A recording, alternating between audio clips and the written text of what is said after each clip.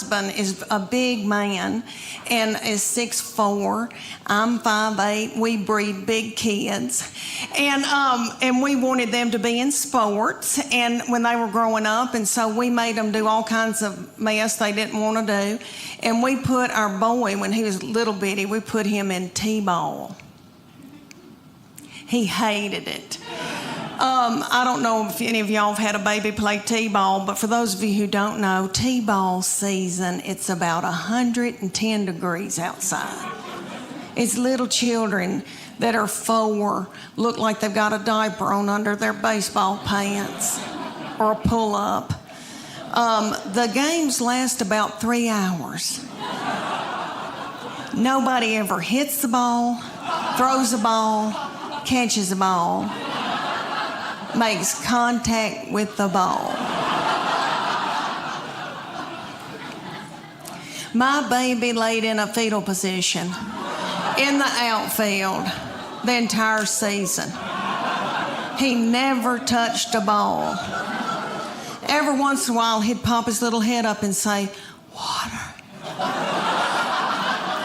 One game, it was so hot, and I told the middle one to go out and take her brother a water bottle. She was about 2.5, and she went walking out there with a tutu and a crown and a wand and her pink prostitute shoes from Walmart.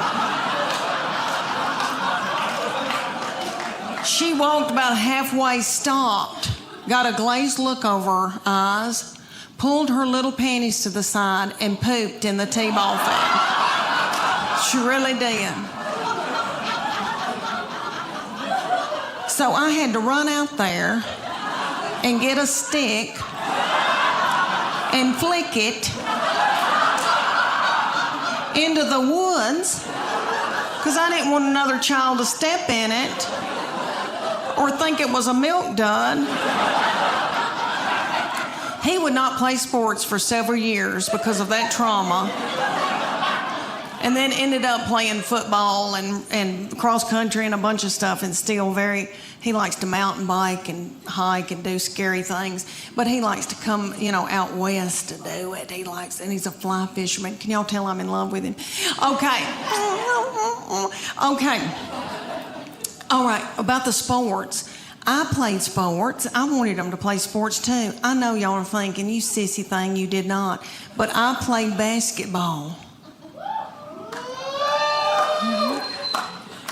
Thank you.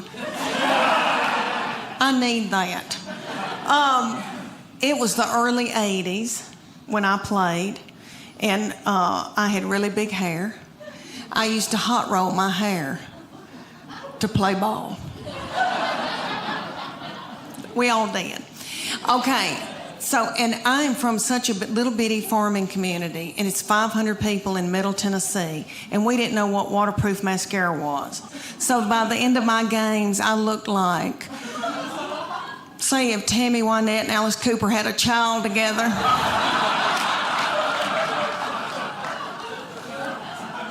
I was a forward. Sometimes I had to be the center if Mary Dallin had to take her baby to the health department.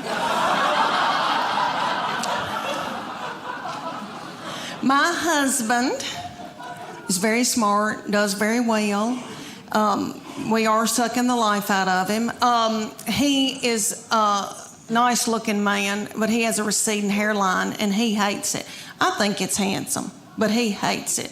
So I said, why don't I take you to my hairdresser, and we'll get her to buzz you one of those haircuts real close to your head, like Justin Timberlake. You know what I mean? Like real close to the head. Well, we did it, and we didn't know his head was pointed.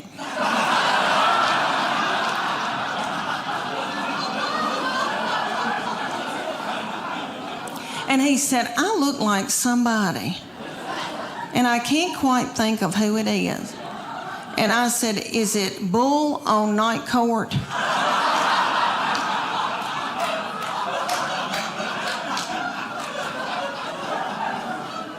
He said, no, that's not who I was thinking about.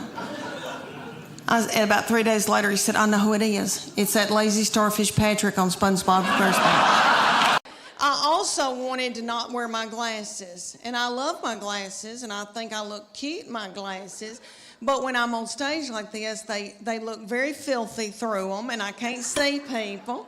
And so I have now mastered contacts. But for years, it took me years to do that. And my precious, yummy doctor is out in Farragut, and his name is Dr. Charles Shield, the senior. The little yummy thing is in his 80s. He's about this tall. He wears, it looks like homemade blue jeans. I know they're not, but...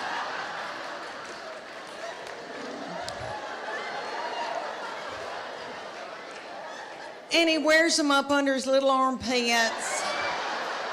And he's so yummy. And he loves Cheesecake Factory. And he loves mango, cheesecake. I could eat his lips off. Okay, so I go in there and he goes, Leanne, you're going to have power on top and reading on the bottom, because I'm 51. And so I was like, okay, but I want some contacts because I want to, be hip and be able to wear. So that little thing straddled me for 30 minutes.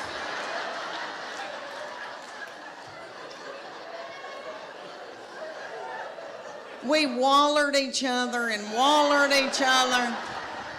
I thought, are we going to have to get married? And he said, I can't do it, Leanne. You keep shutting your eyelid, and I can't get in there to your eyeball. And you would think that I could touch my own eyeball. I mean, I've had 3 children 2 different ways. I've been through some crap, so you'd think that I could touch my own eyeball. So I go home, and my husband used to wear them, but he had LASIK, and he said, I'll put those contacts in your eyeballs. And I thought, if he touches my eyeball, he'll want to touch something else. And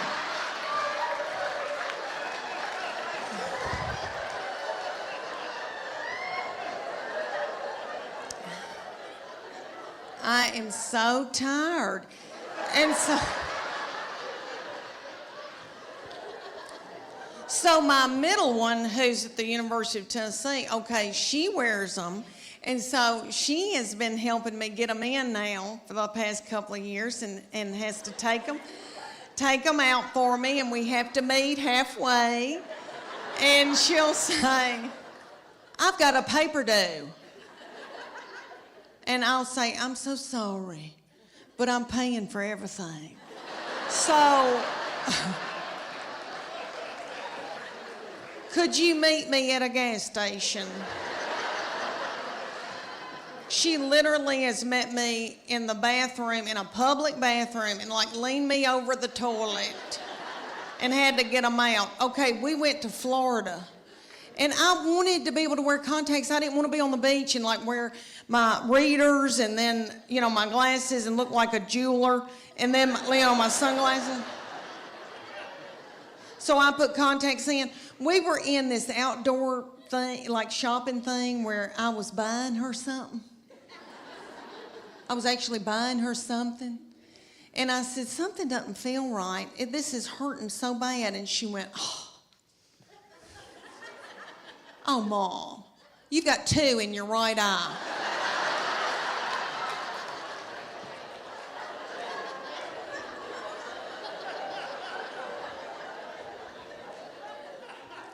And she went and just grabbed it out of my eye. And she's like, what do you want me to do with it? I said, I don't know, butthole. Just leave it on the ground. That lives here in Chattanooga has always had a lot of suitors coming around and wanting to date her. And she had this one, and he was I wouldn't say an Eddie Haskell, but he was a schmoozer. He knew he was a player. Okay? Their daddy's not a player. Okay, my husband, he doesn't chat. He vacuumed out my car when he was dating me, and he bought my cigarettes, so that's how we started. But anyway,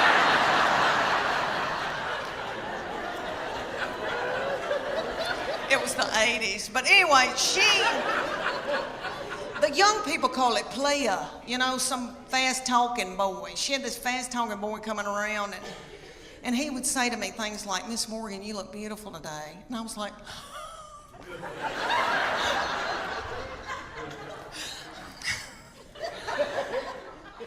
can I make you a casserole? Thank goodness they broke up, because I was exhausted. I was mopping the floor and blowing my hair out every day. My girls are emotional, and I don't mean to talk about them because I love them, and I know they'll visit me in the nursing home, but they are lunatics. My husband says they're psycho and they need therapy. And I'll give you all an example. I can be in the pickup line at school, and this has happened when they were in first grade, and it happens every day when I pick them up at school now. I'm sitting in the pickup line, and I can see them come out, and they are in a good mood.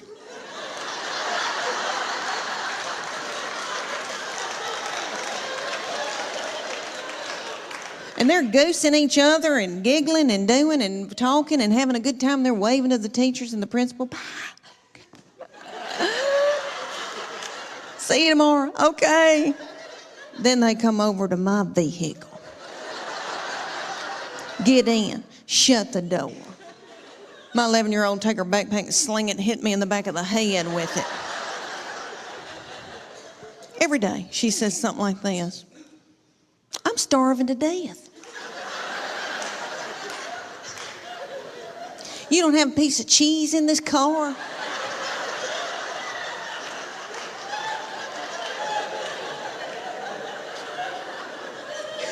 Your driving's making me car sick. I hate her. Why'd you have her? And then my baby will be sitting up there in a daze. She'll be going, Mama, Mama, Mama, Mama, Mama, Mama, Mama. What?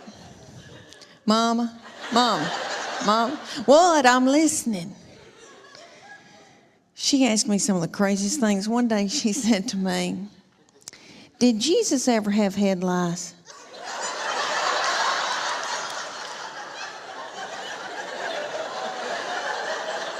How do you answer something like that? I said, well, baby, if he did, I know he healed it. And then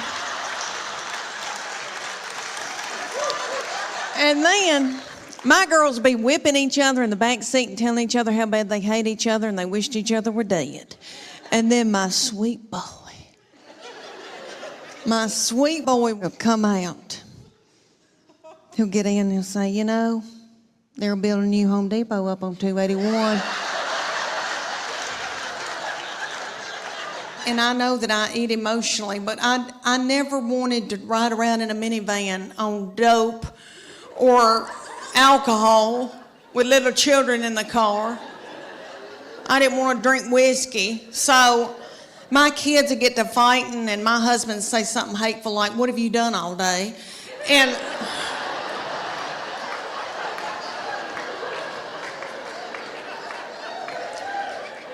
And that would make me so mad, and I'd eat a hot dog, and I didn't even know what happened. But Weight Watchers has a point system. So say you get like 23 points out of the day, and you got to go within those points, and they'll say, fruits and vegetables are free.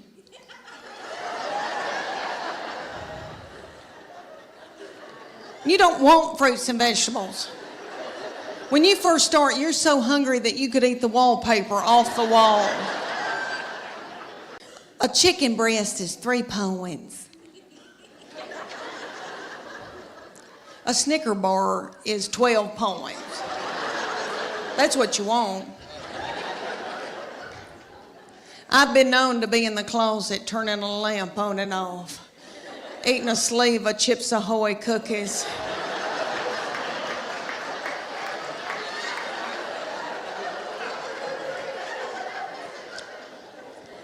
So I try to stay within my points. All right, my sister will go on it every time I will, and she lives in Clarksville, Tennessee, and she'll call me and she'll say, it's noon, and I've eaten all my points. Taylor Swift is running the United States of America. But don't y'all know that Taylor Swift looks at that big old Kelsey boy's mama and thinks, look at her, she's got on a sensible shoe.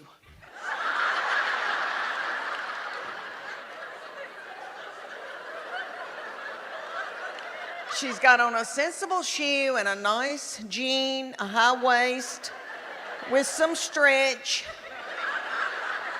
And don't you know that Taylor Swift is thinking, I know that little doll put in a pot roast in the crock pot before she came to this NFL football game so that they would have something to eat when this thing was over.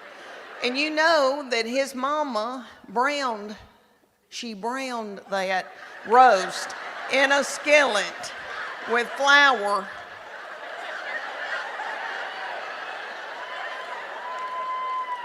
I know. Of course she wants to have a baby with him and his people. Anyway, thanks for letting me go off on that rant. It's just been on my mind. I'm worried sick. There's 5 love languages, and you get the book, you read the book. Well, you don't really, I don't read the book. But anyway, you take the test, and it tells you what your prominent love language is out of those 5, and it tells you what your partner's love language is. So then you can go home at night and feed your partner their love language, and they can feed you your love language, and then your love tank feels full.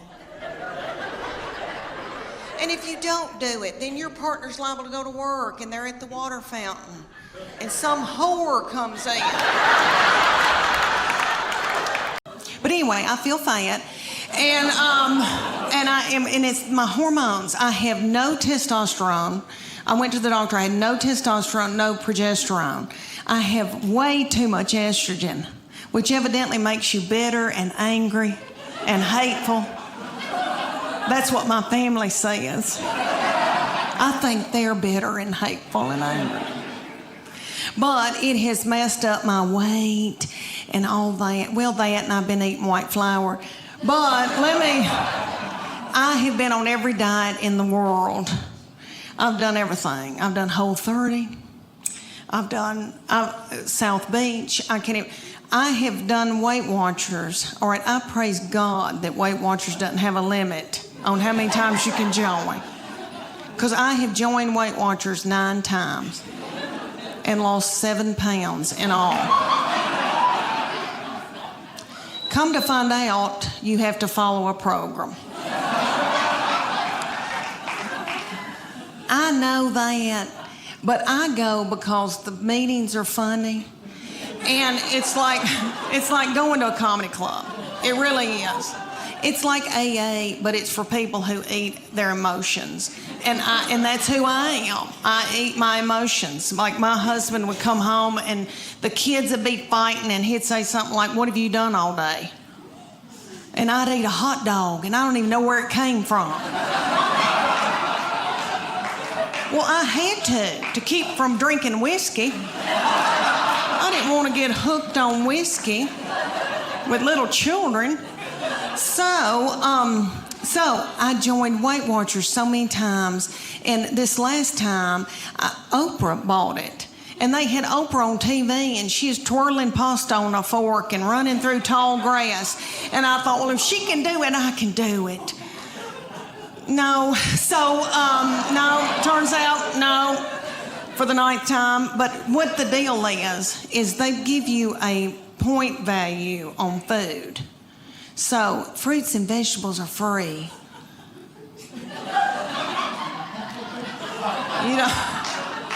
You don't care, really. And like a piece of beef that's the size of a credit card. It's like 5 points or something like that. You don't want any of that. You're so hungry when you start that you could eat the wallpaper off the walls. You want a Snickers bar, but they're like 12 points.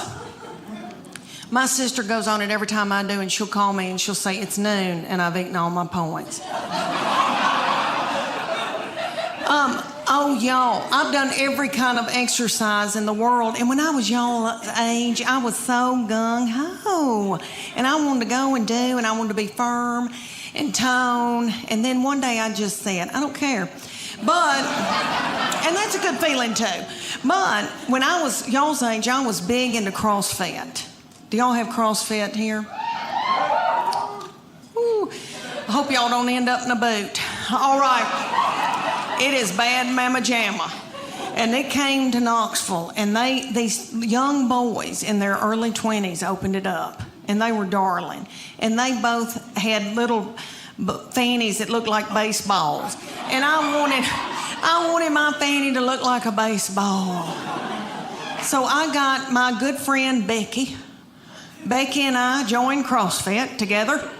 For those of you who don't know, it's like military moves, push-ups, pull-ups, that kind of thing. They'd put a big tractor tire in the parking lot, and they'd set Becky in it, and I'd pull her across the parking lot while she held her purse.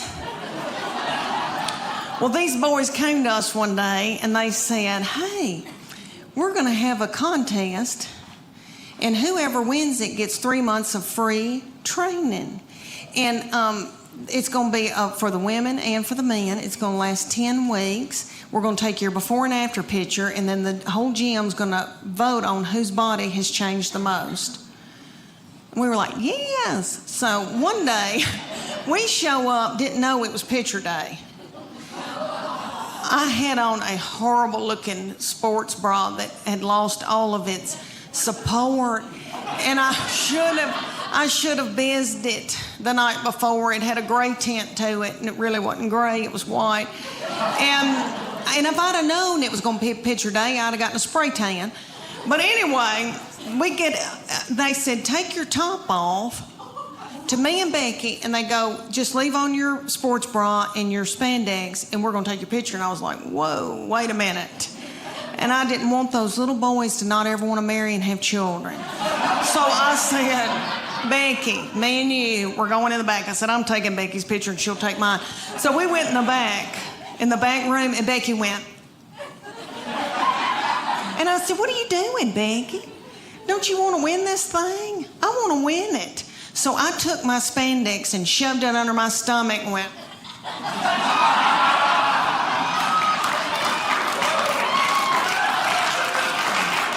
Thank you. Oh, it was a sight. These kids put it on the internet because that's what kids do. So if y'all Google it and you see this poor woman with her head cut off with these 2 feed sacks, oh, it was a sight. But what they said, they go, okay, and when I saw that, I thought, oh my gosh, you are what you eat, and I look like a big bun, is what I look like. But they said, you're going to eat paleo, and it's what God put upon the earth to sustain us. So if you can run it down and kill it, dig it out of the ground, pick it off of a bush, you can eat it. So that's lean meats, fruits, vegetables, nuts, berries, and seeds. That's no grain, no dairy. When's the last time any of y'all ever got off of white flour? Anybody? Oh, and you still can yell. Okay. Good for you. Oh my gosh, I had the shakes. Becky and I both were shaking. We drank a bunch of coffee. Then we had to have our teeth whitened. Anyway, my husband said, you are so hateful. Will you please eat a piece of white bread? I mean, it was awful. I mean, oh, how horrible if somebody had to get off of heroin. I mean, and I don't know what that's like, but I watched Shaft when I was little, and I remember it being a booger when somebody had to get off of heroin. This felt similar. It may not have been. Anyway, they took the after picture, and I made sure I had a spray tan. Let me tell you that, honey, because a spray tan takes 12 pounds off of you. Anyway, I had a spray tan. I had on a really cute sports bra and spandex. And I took mine, and I'm ashamed to tell y'all, but I won that thing. Oh, thank you. Thank you. I'm so ashamed.